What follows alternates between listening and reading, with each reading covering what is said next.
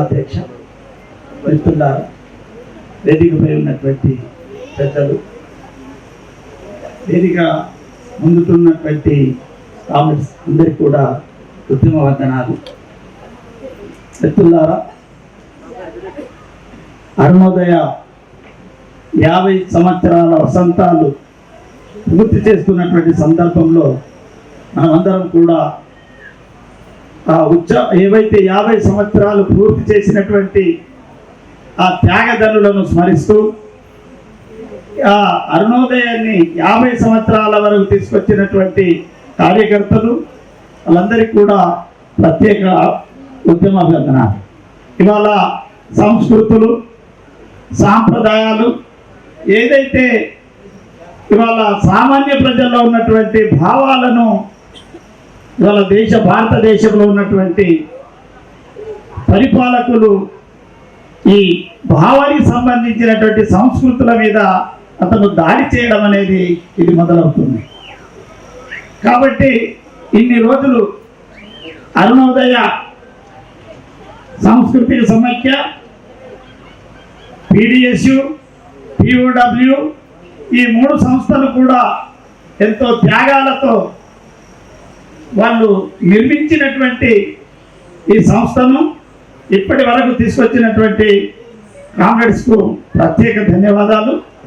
అదే రకంగా మరి ఇవాళ మనం ఇక్కడ వచ్చినటువంటి అందరం కూడా ఈ సంస్థను ఏ ఆశయాల కొరకైతే వాళ్ళు మన ముందు పెట్టారో భవిష్యత్తు కూడా మనం అందరం కూడా ఈ సంస్కృతులను, పేద సంస్కృతులను, ఆదివాసీ సంస్కృతులను, మనము వాళ్ళ భావాలను ఇవాళ ఏదైతే పాశ్చాత్య సంస్కృతులు వచ్చేసి వాళ్ళు ఏదైతే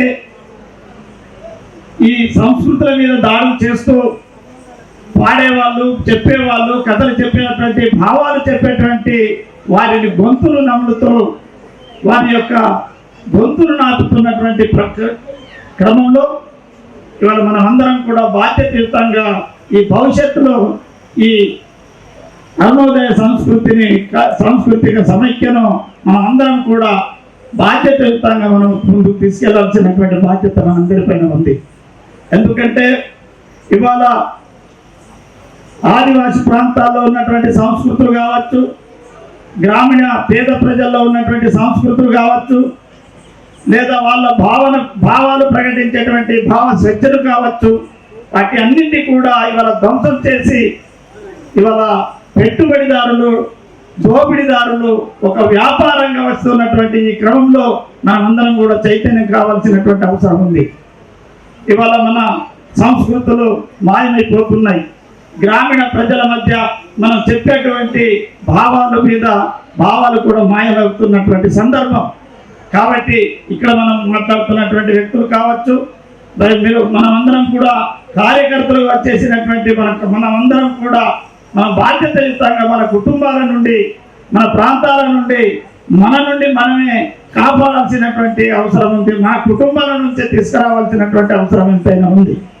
ఇవాళ మీరు ఒకసారి ఆలోచించాల్సినటువంటి అవసరం ఉంది. మిత్రులారా, ఇవాళ ఆదివాసి ప్రాంతాల్లో మీరు చూసినట్టయితే ఇవాళ గోమాత రక్షణ అనేటువంటి, గోమాతకు రక్షణ ఉంటుంది, కానీ ఆదివాసి సంస్కృతులకు రక్షణ లేదు. ఆదివాసులు బతుకుతున్నటువంటి ప్రాంతానికి రక్షణ లేదు. ఇవాళ దేశంలో బేటీ బచావో అంటారు, అన్ని హక్కులు వాళ్ళకు అన్ని కాపాడాలంటారు, కానీ ఆదివాసి ప్రాంతాల్లో మనిషిని గుర్తించలేనటువంటి పరిస్థితులు మనకు అనిపిస్తున్నాయి.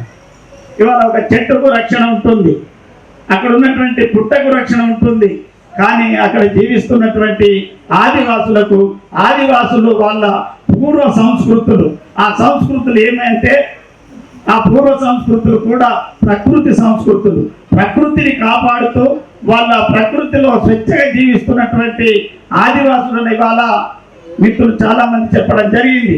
కగర్ పేరుతో కావచ్చు, సర్వాజుడం పేరుతో కావచ్చు, లేదా మావోయిస్టుల పేరుతో కావచ్చు, లేకపోతే అర్బన్ నక్సలైట్ పేరు చెప్పి ఈ రకంగా చంపుతున్నటువంటి పరిస్థితి వాళ్ళ ఒక హత్య రాజకీయాలు ఉన్నటువంటి సంస్కృతులు జరుగుతున్నటువంటి పరిస్థితుల్లో ఆదివాసి ప్రాంతాలు ఉన్నాయి.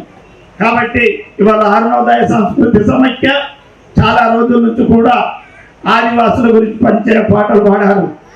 ఆదివాసుల్లో మరణించినప్పుడు వాళ్ళ యొక్క ఆదివాసుల గురించి వివరిస్తూ వాళ్ళ సాంప్రదాయాలు, సంస్కృతులు, వాళ్ళ ఆచార వ్యవహారాలను కూడా కాపాడుతూ ఇవాళ బయట ప్రపంచానికి కూడా చెప్పడం అనేది జరిగింది.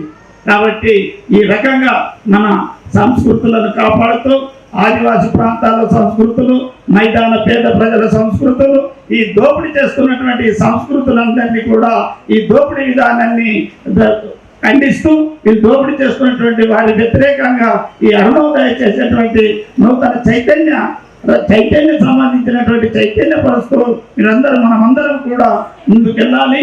దాంట్లో నా వంతు కూడా, నా భాగస్వామ్యం కూడా ఉంటుందని ఆశిస్తూ నాకు అవకాశం ఇచ్చినటువంటి మిత్రులకు ప్రత్యేక ధన్యవాదాలు తెలుపుతూ ముగిస్తున్నాను. Thank you.